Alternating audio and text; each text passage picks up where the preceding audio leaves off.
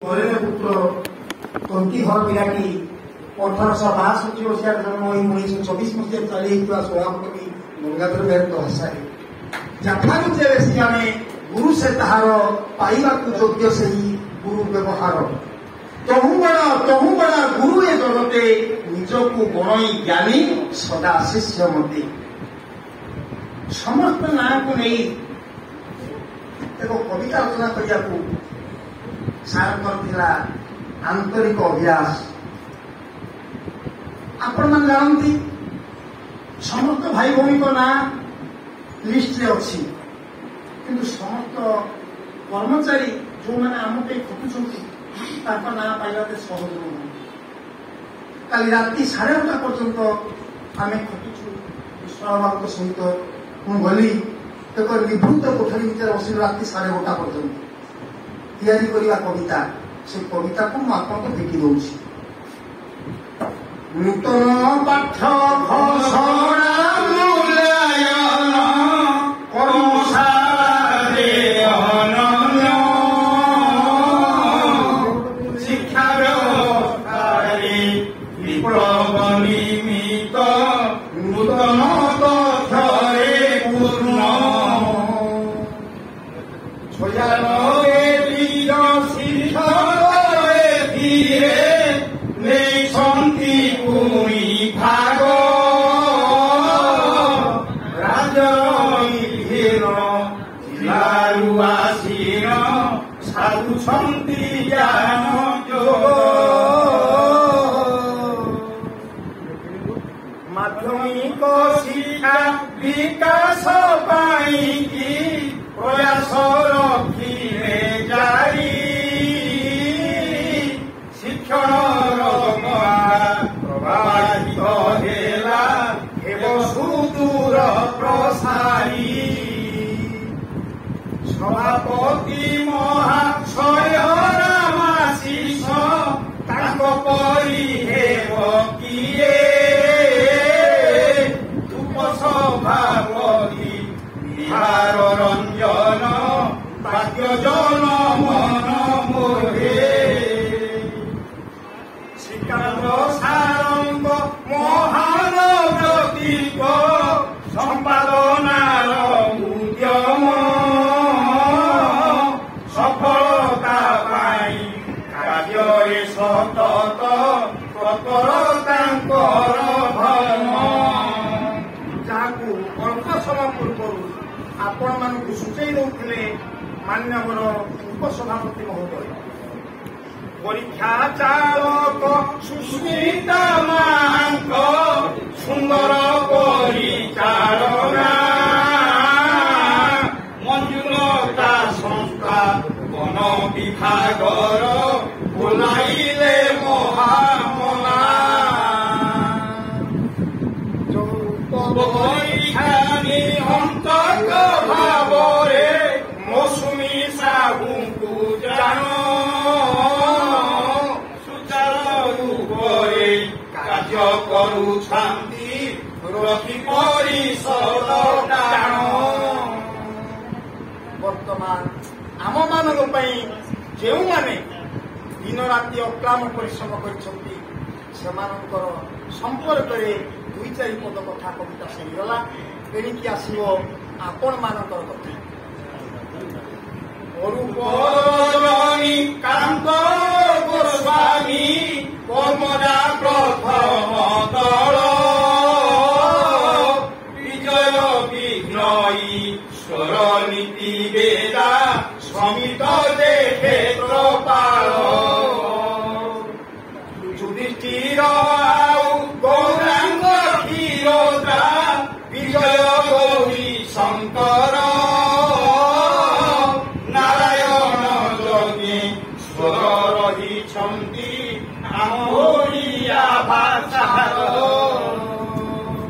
ଶ୍ରୀରାମ ଲବଣ ଶରଣ ନବୀନ ଜ୍ୟୋତି ଦୁର୍ଗା କାଦମ୍ବିନୀ ଶ୍ରୀକାନ୍ତ ପ୍ରତାପ ରାଘବ ମନୋଜ ସତ୍ୟପ୍ରିୟ ନୀଳମଣି ଅଜୟ କୁମାର ଏବେ ମାଲା ମୁରଳୀ ନାରୀର କର୍ଣ୍ଣଧାର ସାରା ଓଡ଼ିଶାରେ ଇଂରାଜୀ ଶିକ୍ଷାକୁ କରିବେ ନିଜେ ପ୍ରଚାର। ସ୍ୱାଧୀନ ସୁଶାନ୍ତ ରମେଶିତ ଦୀପ୍ତିମୟୀ ସତ୍ୟଜିତ ଖଗେଶ୍ୱର ସାଥେ ପବିତ୍ର କୁମାର ବିଷୟ ତାଙ୍କ ସଂସ୍କୃତ। ଗିରିଶ ମହେନ୍ଦ୍ର ମାନସ ଦିলীପ ବଳରାମ ପ୍ରଭାତର ପ୍ରକାଶ ରଞ୍ଜନ ଶିକ୍ଷକ ରାଷ୍ଟ୍ର ଭାଷାର। ହିନ୍ଦୀ ରାଷ୍ଟ୍ରଭାଷା ଭାଇ ଭଉଣୀଙ୍କର ନାଁ ସରିଗଲା।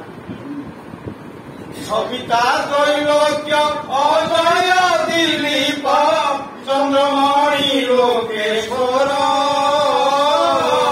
ସୁବଳ ଶଶାଙ୍କ ଅନିଲ କୁମାର ତାରିରେନ୍ଦ୍ର କୁମାର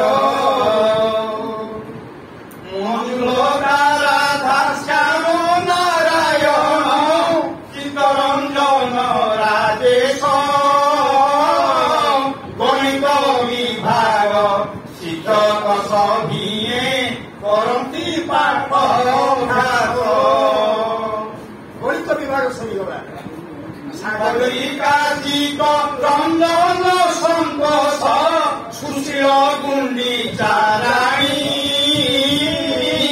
ରାଜେନ୍ଦ୍ର ପ୍ରସାଦ ପ୍ରଶାନ୍ତ ଶ୍ରୀଭାତ ପ୍ରଦୀପ ରମେଶ ପୁଣି ନାରାୟଣ କୈଳାସ ପ୍ରିୟ ଜୀବ ନକୁଳ ରାମ ଗୋପାଳ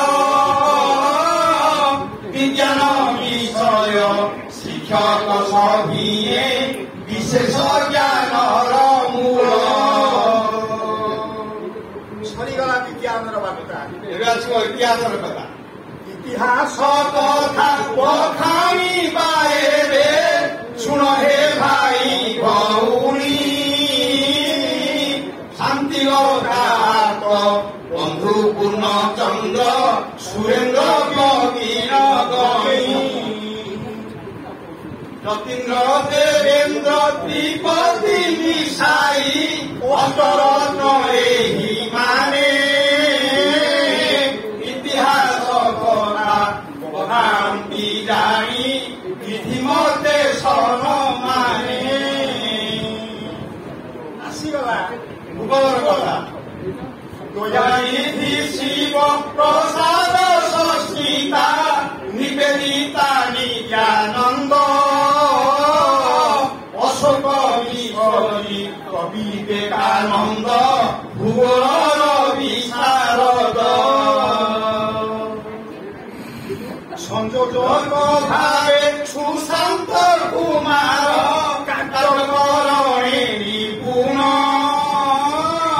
ତାଙ୍କ ସହ ସଙ୍ଗୀ ଅଭିନ୍ନ ରଣବୀନ୍ଦ୍ର ଆବର ମନୋରଞ୍ଜନ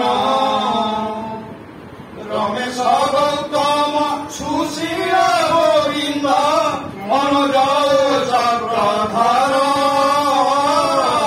ଏକୁ ଏକ ବଳି ଜ୍ଞାନ କରି ମାରେ ସମ୍ବଳ ଗୁରୁ ଆମର।